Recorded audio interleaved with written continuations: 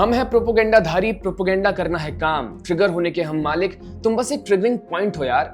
Gaza के नाम पर रीच फार्मिंग करने वाले लोगों को ट्रिगर करना बहुत आसान है।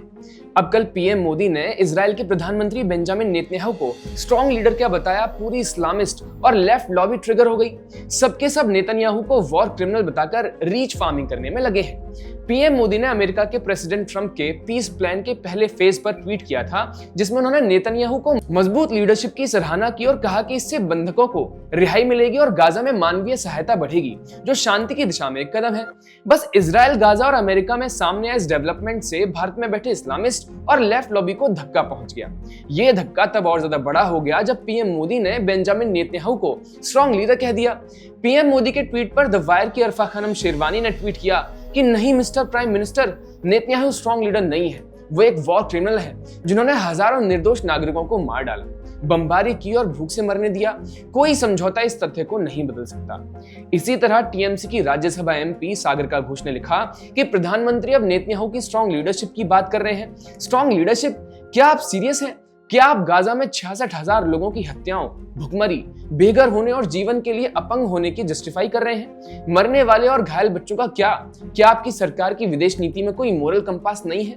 बताइए कैसे दिन आ गए हैं। सागरिका घोष जैसे लोग अब मोरल कंपास की बात कर रहे हैं। सागरिका घोष जैसे लोग उस कैटेगरी में आते हैं जो पैरों में लगी आग नहीं देख पाते। सागरिका घोष का दिल गाजा के लिए धड़कता है, पर वो पश्चिम बंगाल की कभी बात नहीं करते जहां हिंदुओं पर लगातार अत्याचार हो रहे हैं। सागरिका घोष हो या अरफा खानम शेरवानी हो, ये हमास के लिए सिपाही बन गई है, पर ये इजराइल को क्यों विलेन बना रही है? ओह, क्या इसलिए कि क्योंकि गाजा का एजेंडा एक टूल बन गया है और ये उसी टूल किट का हिस्सा है। दोनों खातून ऐसे पीएम मोदी ट्वीट पर इतना प्रतिक्रिया दे रही हैं जैसे इजराइल ने युद्ध की शुरुआत की हो। दोस्तों, सिलेक्टिव आउटरीच के साथ यही तो प्रॉब्लम है कि आपको सिर्फ एक साइड की बात ही दिखती है। अब अरफा, सागरिका जैसे लोग गाजा के लिए रोते तो हैं, पर हमास के अपराधों की बात ही नहीं करते।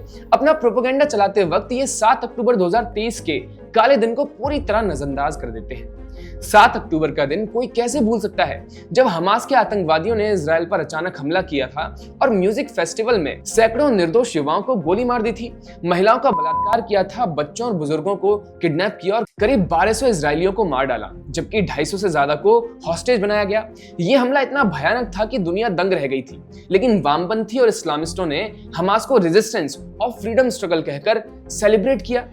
ये इजराइल को कब्जा करता बताते हैं, लेकिन हमास की बर्बरता पर चुप रहते हैं, जैसे महिलाओं को नंगा करके परेड करवाना, बच्चों को जिंदा जलाना और 30 से ज्यादा लड़कियों का सामूहिक बलात्कार और हत्या करना।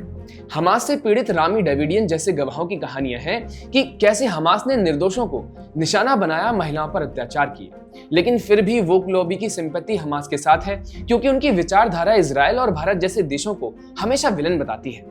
ये लोग ट्रिगर होते हैं क्योंकि नेतन्याहू हमास जैसे आतंकवादी संगठन के खिलाफ कार्रवाई करके अपने देश की रक्षा कर रहे हैं, जबकि हमास गाजा के नागरिकों को ह्यूमन शील्ड की तरह यूज कर रहा है। अस्पतालों और स्कूलों को हथियार छिपाने का अड्डा बनाया गया है ताकि इजराइल उन पर अटैक ना करे, और अटैक करे तो वो बोल देते हैं कि इजराइल स्कूल और हॉस्पिटल्स को निशाना बना रहा है। दोस्तों, गाजा में मौतें दुखद हैं, लेकिन इसका जिम्मेदार हमास है, न कि इजराइल। फिर भी ये वामपंथी हमास को सपोर्ट करते हैं और पीएम मोदी जो सिर्फ नेशन फर्स्ट की थ्योरी से नेतन्याहू को अप्रोच कर रहे हैं, उन पर भड़क जाते हैं। भारत की विदेश नीति बैलेंस्ड है। मोदी सरकार फिलिस्तीन को सपोर्ट करती है, पर आतंकवाद का नहीं। दोस्तों, एक सवाल तो ये भी है कि ऐसे लोगों की नैतिकता कहां चली जाती है जब पश्चिम बंगाल, बांग्लादेश या पाकिस्तान में हिंदुओं पर अत्याचार होते हैं। यहाँ वे चुप रहते हैं क्योंकि ये उनके इस्लामिस्ट एजेंडे से मैच नहीं करता। ये हिपोक्रेसी बंद होनी चाहिए। अरफा खानम की हिपोक्रेसी पर आपका क्या कहना है, हमें कमेंट्स में जरूर बताइएगा। वीडियो पसंद आए तो लाइक, शेयर और सब्सक्राइब करिएगा।